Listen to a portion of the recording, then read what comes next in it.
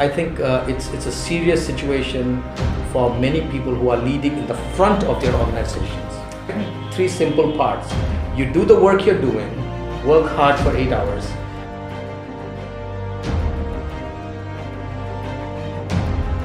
I think that if you had a breakdown or you're having one or you need to prepare for one, I would say that when there is a breakdown, you look for help immediately. These are common terms that we say with friendship.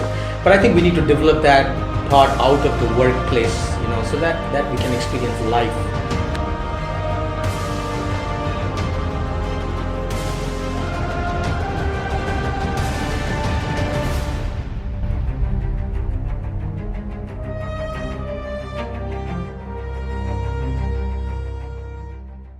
Hi, and welcome to the second episode today of our podcast. I am Deborah, and I have with me Mr. Daniel, who's back with us again to discuss today's topic. Hi. Hi. Yeah. Today's topic is breakdowns and Yes. how they affect those who are at the very top, like CEOs and leaders of companies. So I would like to begin by asking you to define what a breakdown is.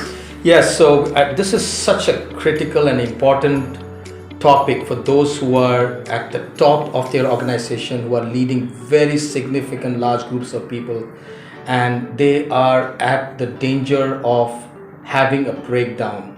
Breakdown is lurking at the behind them, and most leaders don't know about it. And what is breakdown? Breakdown is the last point when they have completely lost it. They have lost the work-life balance, and they are at a point of no return.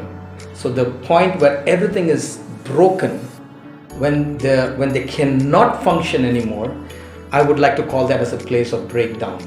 And many people have it or have experienced it, and I actually do not know that it is lurking. It is at the back, trying to get a hold of them. Right. Okay. Could you please expand on why they happen and how? Yeah. See, it's almost like as if you have a car. And the car is going down the highway, and you have forgotten to do the basic servicing of the car, right? Checking if the air pressure is okay, the engines are functional, there's mobile oil in the engine, right. You're not doing the servicing, and basics. You're going on this super fast highway, right. And suddenly your car has a breakdown. It has breakdown because you've not cared for your car over a period of time. So that's simply like that. It's a state where people have not been caring for their life. They're not caring for the life outside the workplace, right. And just work, and suddenly there's a breakdown where they're not able to function anymore. Right. So I think it's a serious situation for many people who are leading in the front of their organizations. Right, and how would you say this affects a person, considering that you two are at the top of your company? Yeah. So has it ever affected you? It's a serious matter. Why? Because many people who have a breakdown are actually saying something like this, that I do not have a purpose to live anymore. Right. Okay. So what is the situation? The situation is like when everything has gone so far that they have a heart attack. Commonly hear that many leaders of large agencies have had a heart attack. You'll find some of them who have had a divorce.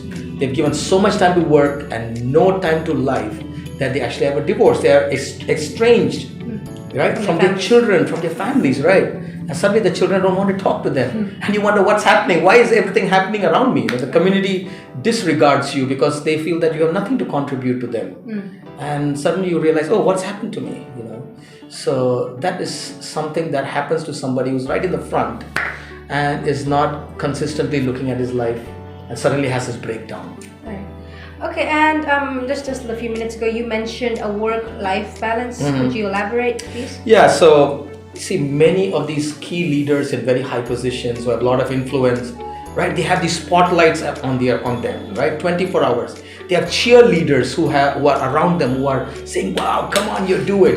These are these sports stars. You can be a person of great influence. You can be a person who's leading large groups of people. You're in the spotlight, right? And you're trying to live to that spotlight. You have so much of work to do.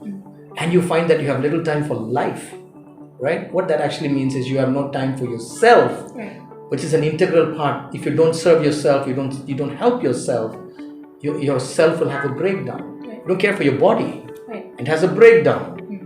heart attack, stress, So a blood lot of sugar. so it affects you physically, affects Yep. your family relationships, Yep. friend relationships, And with, affects your mind, your affects whole your mind, self. your mental Right. health too. How would one maintain the work-life balance? Right. So the work-life balance is, I think that God has given, I would like to break this 24 hours that God has given into 3 parts, right? Okay. One part is work, 8 hours, 8 hours of life, hours of sleep, Right. So right? 3 simple parts. You do the work you're doing, work hard for 8 hours, and then you take out time for yourself, for your family, for your community, for the next 8 hours. You eat well, right? Then you go out to play, you go out with your friends, you go out to the community, you go out and serve. And the next 8 hours you sleep so that your whole self gets revitalized again. So I would think that a simple math is that just spend 8 hours at work, 8 hours with caring for yourself, and 8 hours you care so that you're able to help the people who are around you and connect with them. So, do you have any practical suggestions for people who already had a breakdown? Yeah, I think that if you've had a breakdown or you're having one or you need to prepare for one, I would say that when there is a breakdown, you look for help immediately. Right, obviously. First of all, with things that are with a very things like about your health, then you need to immediately see the doctor, right? But the problem with breakdown is sometimes it catches you by surprise, right? You don't know that you have, it's just there. So, but if you've had it, immediately seek, of course, your doctor. You rectify your situation with your spouse or with your children.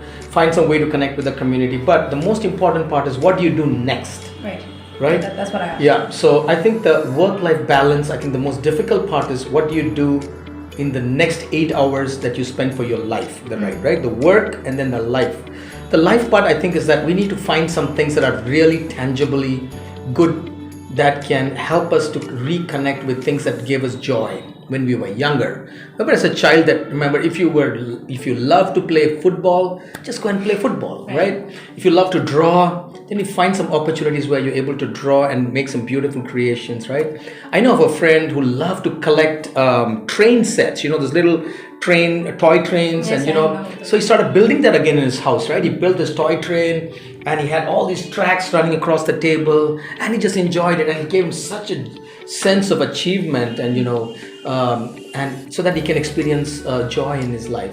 And so if you like something to do with music, you do that. If you like to do something with makeup, just go do that.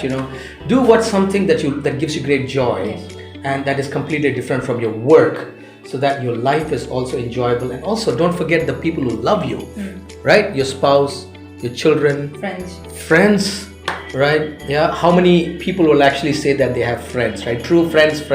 They know people who they know people who know them. Yes, but people who truly know them, it's very rare. Right. People. What do you think is friendship?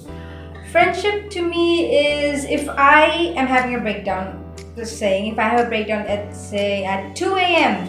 middle of the night, and I call that person up, I want them at my doorstep. Oh, I love that. All breakdown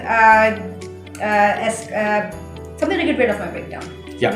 And I completely agree. People who are available for you, right? Yes, people who are willing to share your burden, and people who you can share your heart with. These are common terms that we say with friendship. But I think we need to develop that part out of the workplace, so that we can experience life together. So I think the friendship element, I think, needs to be explored by people who have breakdown. And of course, we need to build a connection with the community, right? And so that will help us to build and serve and give back, give away.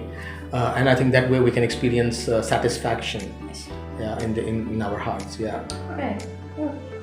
I do want to say that in the last episode and this episode as well, you mentioned play twice. Right. And I've realized that people do not take out time for themselves at all. A lot of people I know, especially those who are working, and that is a very core and important aspect of people's lives, and I feel like we should do that more often. I would think that people think that actually because they think it's a waste of time. Yeah, Play some people say that. is a waste of time. But I think that is the way that our nature that we are built, is to have some time that we can play. And play helps us to connect with life and stay sane. Yeah, obviously. And not go insane.